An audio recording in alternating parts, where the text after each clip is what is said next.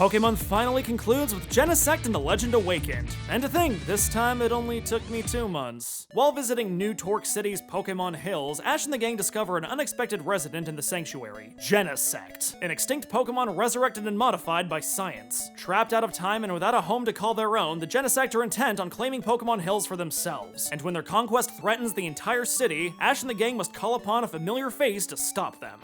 This movie sucks, this movie sucks, this movie sucks, this movie sucks, this movie sucks! Pokemonth! Okay, no, I'm not doing that, but that pretty much sums up all of my thoughts. And I know what you're probably thinking. Neige, aren't you the guy who keeps insisting that none of the Pokemon movies are actually good? Yes, I am, because they're not. But up until this point, they all at least had something good to offer. Atmosphere, world building, animation, even characters every once in a while. Even my least favorite movies in the series could offer an interesting plot twist or strong theming, or at least be different from the others in some way, but none of that is on display here. And I don't think I was even setting the bar for this generation that high. Despite the occasional Lucario or Rise of Darkrai, I feel like the movies had been on a slow decline leading up to this point, so I was happy to take what I could get. Black and White had some cool lore, Sword of Justice was charming in its simplicity, but Genesect? I got nothing. And I'll admit, it feels weird saying this, because in every other installment of this series, I've done my best to find the redeeming qualities, specifically to avoid overly negative rants. But with this one, I don't know, if I really had to stretch, it's got a hive mind villain, which is new, and it asks you to sympathize with this freaky looking thing, which is challenging. The resolution makes good use of the rule of threes, and it's mercifully short. Still longer than Sword of Justice, but only by a few minutes. Those are the only positives I can find with this one. Really.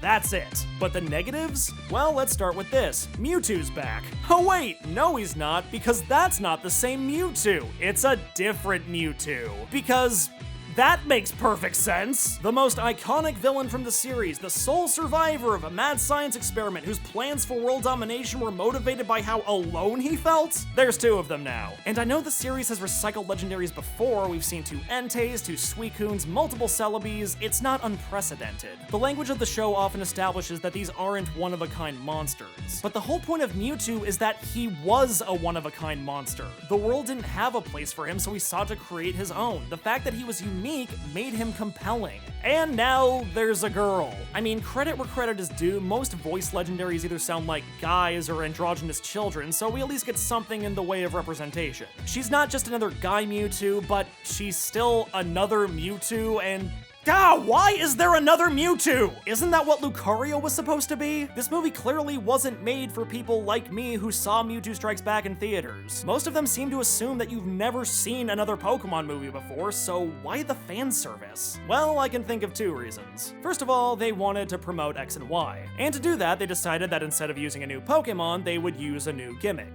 Mega Evolution, for which Mewtwo was one of the worst choices they could have possibly made. For one, there's nothing dramatic about the transformation. She just kinda does it whenever she wants, and after the 4th or 5th time, it stops being interesting. Especially since her Mega form doesn't seem to come with any disadvantages. She can move faster, and there's never any mention of any kind of physical strain, so why change back at all? Probably because Mega Mewtwo looks terrible. I mean, look at this thing. This is one of the best Pokemon designs ever. How are you gonna improve on that? I don't know, let's give it a spoiler and banana feet and the tail. Let's just move the tail. Yeah, that looks good. Send that to the modeling team. Alright, now let's talk about giving this guy some craft scissors. Promotion aside, there's also a thematic element to Mewtwo's inclusion. Genesect is essentially Mewtwo's 5th-gen counterpart. Their origin stories are almost identical, so it stands to reason they could be used to explore similar themes. Despite being a different Mewtwo, this one has apparently undergone the exact same arc and is now trying to help the Genesect undergo the exact same arc, because this movie is just a lousy rehash of Mewtwo Strikes Back. Yeah, instead of bringing these 2 kindred souls together for new storytelling opportunities, they decided to revisit a story they told 15 years earlier. A villain born of mad science bent on claiming its place in the world? Check. A moral about the value of life and overcoming prejudice? Check. An innocent bystander intercepting a fatal attack? That's a big check! The only difference is they took everything that was awesome about the first movie and made it lame. The first movie had a fight for racial supremacy on the island of Dr. Moreau. This movie has a fight at the zoo. The first movie questioned the consequences of violence and whether achieving something through force could really be considered a victory. This movie questions who gets to run the zoo. The first movie built to a genuinely shocking and impactful climax. This movie keeps blowing up its sympathetic character to make you feel bad for it. It's amazing how they managed to suck all of the substance out of these creative choices. Sure, Pokemon tears are stupid and contrived, and their only purpose is to make Pikachu stop crying. But Ash's sacrifice wasn't meaningless because that moment still brought about the resolution of Mewtwo's arc. This brings about nothing. It survives over and over again. And I mentioned before that I liked the decision to make one of the Genesect sympathetic. This thing isn't cute, so making it endearing is at least an attempt to bring something new to the series. The softer voice, the childlike mannerisms, the constant repetition of "I want to go home." I want to go home. It works, until they start beating the crap out of this thing and the movie goes from being boring to straight up miserable. Sure, there's a happy ending, but I don't care. I'm always gonna feel bad for this thing. I want to go home. So, yeah, thanks for that. And that's how the movie treats the thing we're supposed to like. What is the antagonist subjected to? A bunch of pointless ultimatums to hide the fact that the action sucks. All right. If you refuse to listen to reason, I'll have no other choice but to battle you.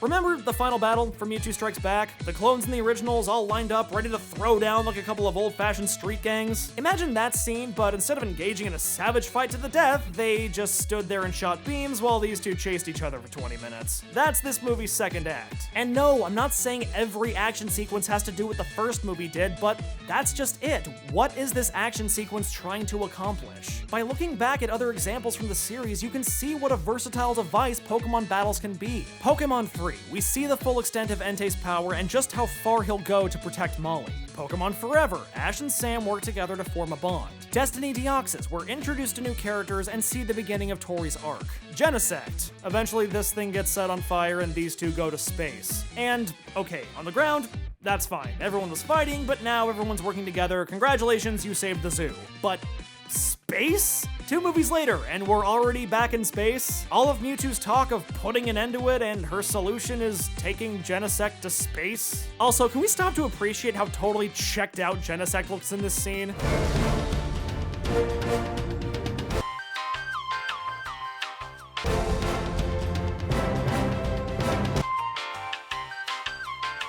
And what amazing truths are revealed, what grand revelations will be made in this epic climax! Here, we are all friends.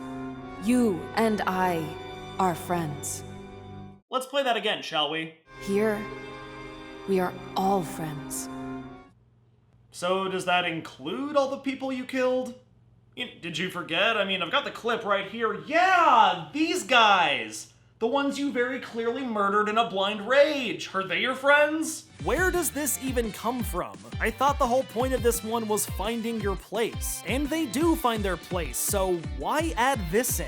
Everyone is your friend? No, they're not. Some people are dicks. Some people want to harvest your DNA, dip you in molten steel, and strap a cannon to your back. I don't care how badass that sounds, those people aren't your friends. This is what could only be expressed by going to space? This message was so profound that they had to make Mewtwo suck just to deliver it? This movie was number 9 on Watch Mojo's top 10 best Pokemon movies list? A list on which Pokemon 3 was number 10? I know this is irrelevant, but seriously, screw Watch Mojo. I stand by what I said earlier. None of the Pokemon movies are objectively good. There's a reason 22% is the best this series ever did on Rotten Tomatoes. But every once in a while, it still has something to say. Something more significant than, everyone is my friend. Your value is based on the choices you make, not where you come from. Everyone is my friend. The real world can be scary, but it's better than hiding in a fantasy. Everyone is my friend. Loss is painful, but it's an important part of life. Everyone is my friend. How incredibly toothless. I wish I could find a silver lining with this one, but I can't. I wish Pokemonth was ending on a better note, but I work with what I'm given, and this movie didn't give me much. It's boring, it's aggressively condescending, and possibly worst of all, it offers nothing new. And before this one, even at the series' absolute worst, you could at least expect something you hadn't seen before. But here, there's nothing but a bunch of recycled ideas and a moral that even the target audience would say is childish. So in summation, this movie sucks. I'm Neige, and this has been Pokemonth!